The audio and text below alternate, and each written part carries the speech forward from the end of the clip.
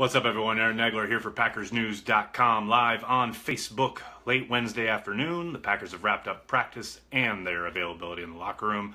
I've recorded a podcast, done a video with Ryan Wood. Now I thought I'd come on and talk to you fine folks and see what you have on your minds, see what you're wondering about when it comes to your Green Bay Packers as they head into week 3 of the preseason. Obviously, the headline coming out of today's practice is the injury to Bryan Bulaga. First off, we don't know how severe it is. We won't know how severe it is. Even probably tomorrow when we talk to Mike McCarthy, we won't know. But we will see. I think the big kind of development is after Bulaga goes down, Kyle Murphy is the first up at right tackle. Now, as Ryan pointed out to me, he has been the primary backup on the right side, so that makes sense. Although you thought heading into camp they probably liked Spriggs as their swing guy to play both the left and the right, provided either one of those guys went down. But Kyle Murphy got first crack today, and then they proceeded to split reps 3 at a time. But Murphy has had a decent camp and played pretty darn well in Washington, so it's not that surprising, given again how well he's played, coupled with the fact that you just can't deny that Jason Spriggs has really struggled out of the gate, especially the last week or so, culminating in a pretty disastrous showing in Washington. So maybe this is something Spriggs needs, a little bit of a reset.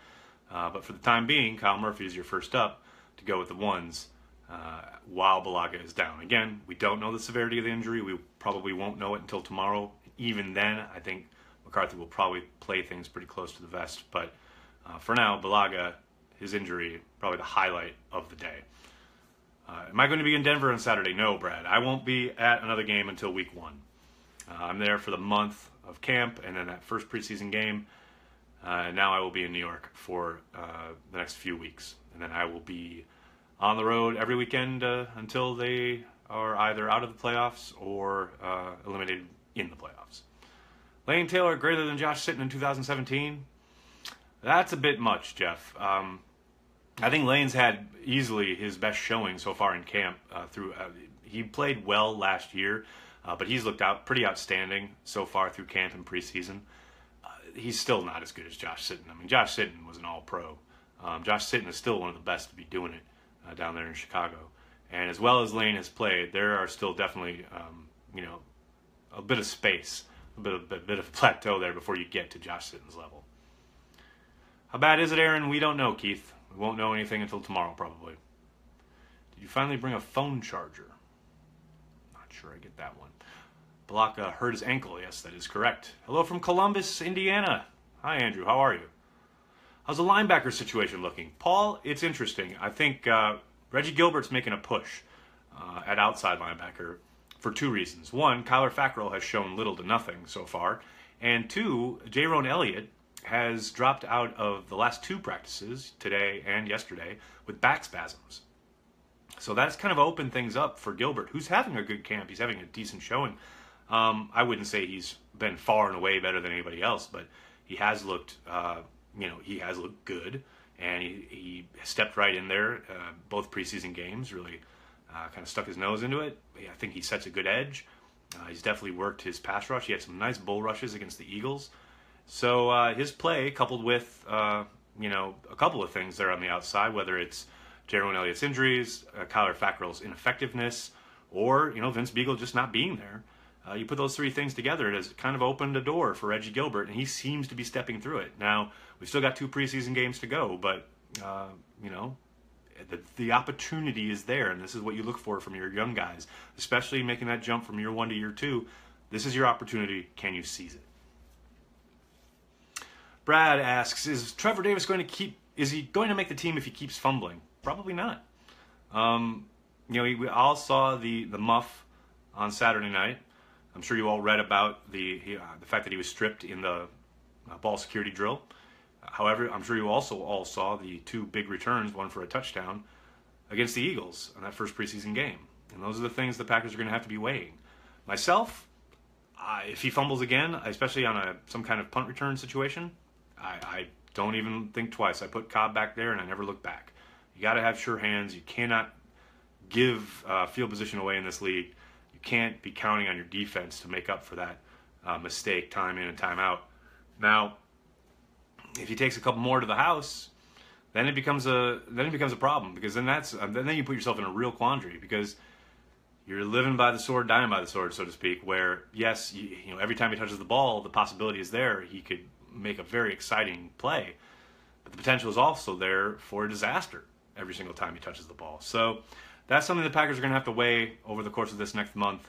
And obviously, Trevor Davis, it's up to him. He's got to make the plays. He's got to stand in there, strongly, confidently, and field these punts cleanly. And if he can do that, if he can do that consistently, then he makes the Packers' choice a little easier. But if he continues to look hesitant back there, and if he has even one more muff of a punt or a drop, I think it makes the Packers' choice pretty easy the other way. Will starting offensive line play with Hundley? I think a little bit. We don't know play time. Of course, they always dodge that question. But I do think Rodgers will play probably the first quarter, maybe a little bit more. And I think, you'll see Hundley in there with the ones a little bit. Hi, Jennifer. How are you? Any interceptions for King in camp? Yeah, he's had 2 that I remember when I was in Wisconsin. I don't think he's had any since I left. But he's been around the ball. It's funny because that Washington game, they didn't throw at him at all. He had pretty good coverage across the board. So he hasn't had a ton of opportunities. He's made some plays on the ball. But, those will come. Those will come. It's a long road, and he's still an NFL rookie getting his feet wet. I think we keep 2 fullbacks and 3 running backs, Ty, Williams, and quote-unquote Jones or Mays. 3 running backs. Well, I think 2 fullbacks is a possibility, especially with a strong play from Carriage. 3 running backs is also a possibility, though I think, how much they like Ripkowski carrying the football probably mitigates that a little bit. It allows them to maybe keep an extra wide receiver or an extra offensive lineman, just because they're able to go to Ripkowski if they want to. And maybe that means it's just Ty, Jamal Williams, and one other guy. And we'll see. We'll see. Pipkins making the roster.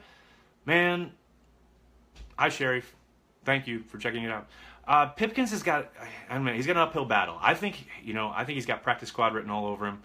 I think you've seen a lot of promise there. But, the numbers in front of him, Josh Hawkins is playing pretty darn well.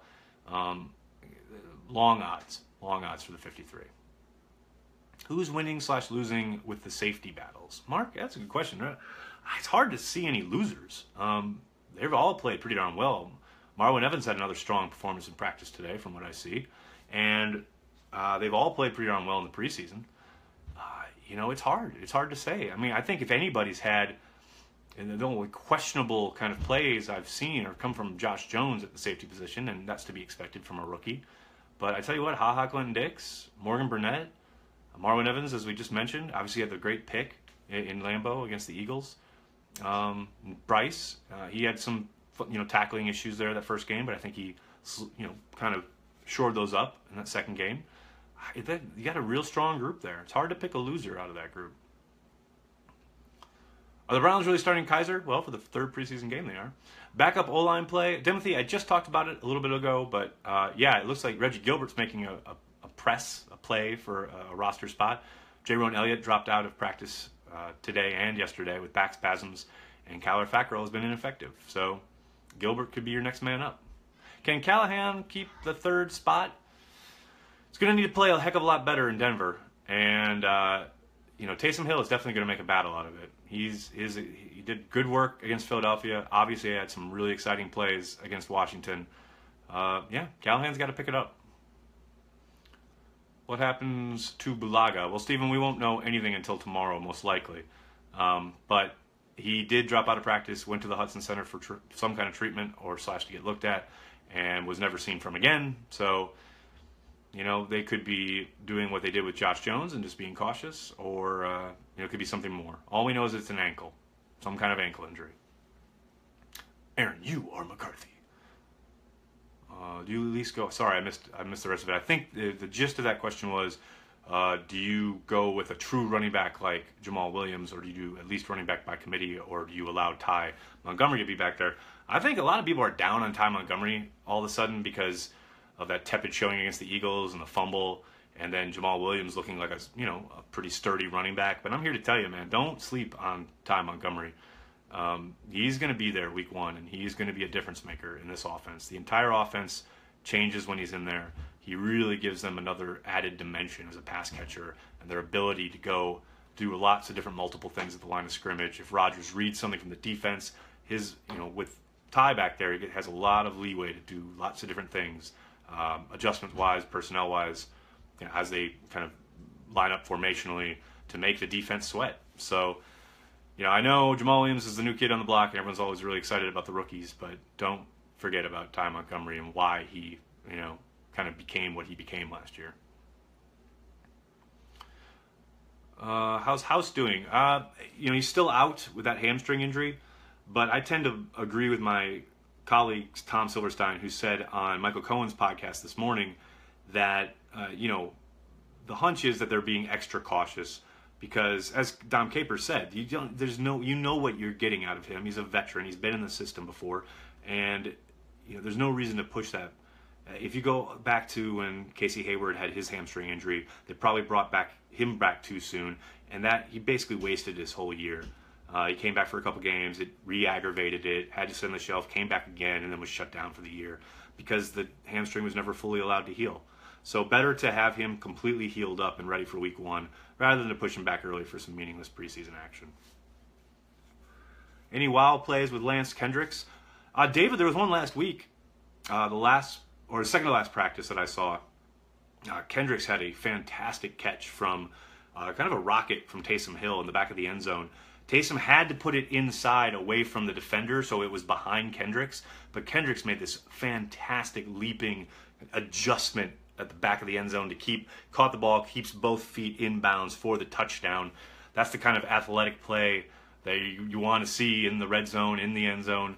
And Kendricks definitely, can make that play. And, that's one of a couple that we've seen throughout camp. But, yeah, he's definitely an athlete, and he's definitely a weapon for Rodgers throughout the field, not just in the red zone. Is Matt Stafford a top 10 QB? Man, off the top of my head, probably. But that's only because the quarterback play around the NFL is always in flux and fair to poor. Will Von Miller work against Murphy this weekend? We'll see. I don't think they've said whether Von Miller will play this weekend or not. I've kind of been monitoring a little bit out of Denver. We'll see. He usually kind of goes back and forth between the left and the right. So I would tend to think, he'll probably do a little bit over the right side, and that will mean he'll play against either Murphy or Spriggs or Bulaga if he's back. Do you really expect Adams to be the number 1 wide receiver? Question mark, question mark, question mark? Yeah. Josh Jones? Question mark. He's practicing. That's all I can tell you. Janice is ungood. Possibly Christopher. He's also unbad. Who are the backups for the interior line? Good question, Jeff. Right now, Lucas Patrick is your guy snapping the football. And then after that, it's a bit of a morass. They've worked Murphy at guard and at tackle. Now he's obviously working at tackle. Amicia has been a bit of a disappointment. I would think the Packers probably wouldn't say that publicly, but he looks a little overmatched. I think Jeff Gray is vying for a spot there. He's the one guy, when they do the half-line drills, you've seen it in the games, actually. In the running game, he really kind of he's a mauler. His issue has been pass protection, and that was the book on him coming out of Canada. And you kind of expected that as a young guy making a pretty big transition. But, still very much in flux. How's Nelson looking so far? Great, Jerry. Like it's mid-season. Will Beagle and Adams' return help the pass rush? Beagle, maybe. I mean, he's the great unknown. And it's sure sounding like, talking to my colleague Ryan Wood and a couple other people that are there at practice, it sure sounds like Beagle is ramping up. He's doing more and more each day. And it sounds like he's going to practice probably next week prior to the Rams game. So maybe he'll be ready for week 1. Now, I don't think he's going to add much pass rush-wise, at least not initially. But, you got to, if you're the Packers, you got to be getting as much, help as you can. So I'm sure they'll try and get some packages where he's on the field to show what he can do. As far as Adams, I don't know, it's really hard to say because we never really got to see him in pads. I mean, all you got to go on is college tape, which is, doesn't really tell you a whole lot. Especially a month into camp. Never seen him, mano-a-mano with pads on in an NFL situation. So until I see him on the field, against NFL players, it's really hard to say how much help he'll really be. Is Julius Peppers this year's Casey Hayward, talented guy leaves a position of high value again? Paul, I could see that. I could see drawing that comparison. I still maintain, I agree with Bob McGinn, who wrote last year that the decision to let Casey Hayward walk was absolutely the right one. And I don't think there's any question that letting an aged Julius Peppers walk is the right one. Now, don't forget this, too, especially when it comes to Julius Peppers. Longtime vets who come back from summer break into camp and look good and refreshed, and all this stuff gets written about him. They show up on highlights, and everyone goes, "Ooh, wow, he looks like Father Time hasn't even caught up to him," etc., etc. Fast forward to October, November. That's when Father Time goes, "Oh, hey, what's up? Remember me?" Because that's the thing. Like, these guys, these older guys, it's all funny games in the summer when they're getting lots of vet days off and really limited reps in practice, and then they play 1 or 2 series in preseason games, and it's, hey, look at them, they're turning back the clock. Then they get into the regular season, and the grind starts happening, and then it's October, and you've played hundreds and hundreds of snaps, and then, oh, that's right, I'm 39 or 40 or whatever, and I shouldn't be doing this. And I'm not saying Julius Peppers is going to fall off the map or anything like that, but I am saying, if you look at Peppers over the last 2 years in Green Bay, I mean, it was time. I mean, the guy showed up maybe once or twice every other game or so, and when he did, it was a big play and it really helped. But as my colleague Pete Doherty said all throughout kind of the end of last year, you gotta at one point you gotta force yourself to get better. Now, I don't know if Ted made the right calls here at outside linebacker / on the front seven to replicate what they got from Peppers, but I do know that the decision to let Peppers walk is not a bad one. It's kind of, so far, and it's very early, but it's kind of echoing what happened when he let Charles Woodson go. The decision to let Charles Woodson go is defensible. The replacements for Charles Woodson are indefensible, or were indefensible, And I'm not saying we're there yet, but we're on the road. We've gotten in the car and we've turned on the engine, and we're starting down the road that way with Julius Peppers. So we'll see. Do the Packers have enough defense to win the Super Bowl? Yes. Was letting TJ Lang walk good, and I disagree with Hayward walking? That's fine. Reasonable people can disagree. Go read Bob's piece, though, because I think you'll change your mind. Was letting TJ walk good? I don't know. I said it all summer. I would have paid him, but I'm not the GM. I understand why Ted didn't. He, has a certain value that he places on certain positions: guard, running back, inside linebacker.